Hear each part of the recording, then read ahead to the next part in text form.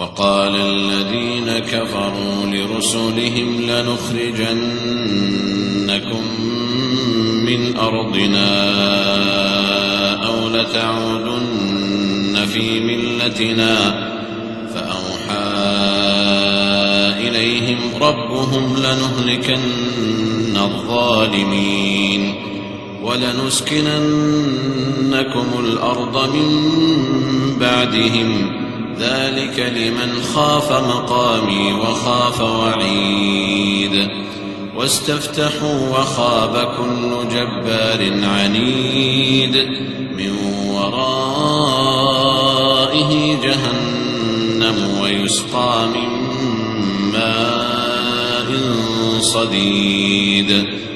يتجرعه ولا يكاد يسيغه ويأتيه الموت من كل مكان وما هو بميت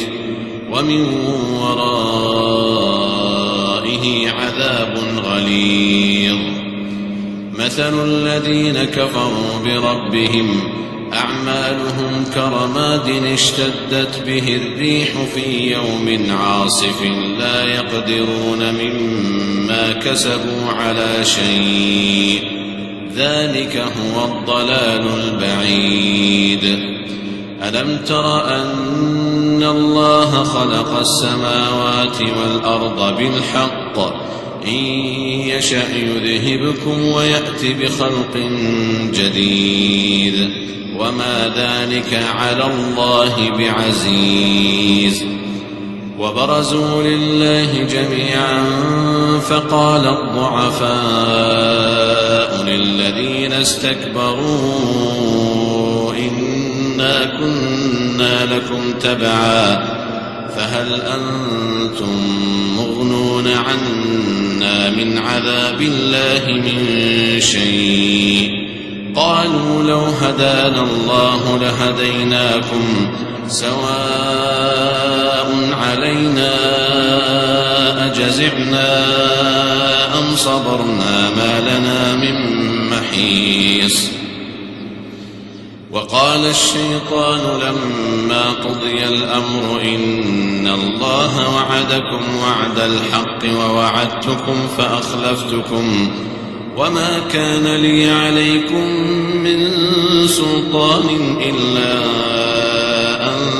دعوتكم فاستجبتم لي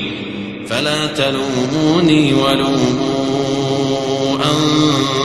أنفسكم ما أنا بمصرخكم وما أنتم بمصرخي إني كفرت بما أشركتمون من قبل إن الظالمين لهم عذاب أليم وأدخل الذين آمنوا وعملوا الصالحات جنات تجري من تحتها الأنهار خالدين فيها بإذن ربهم تحيتهم فيها سلام ألم تر كيف ضرب الله مثلا كلمة طيبة كشجرة طيبة أصلها ثابت وفرعها في السماء تؤتي أكلها كل حين بإذن ربها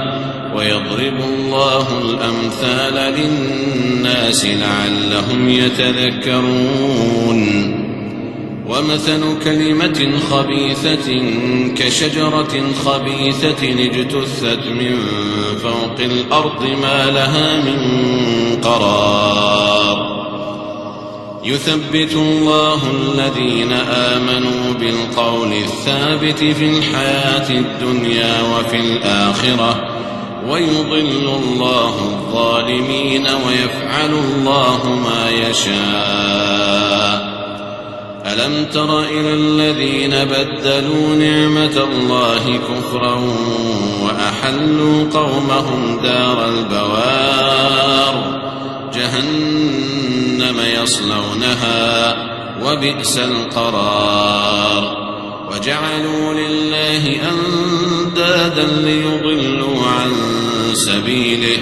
قل تمتعوا فإن مصيركم إلى النار.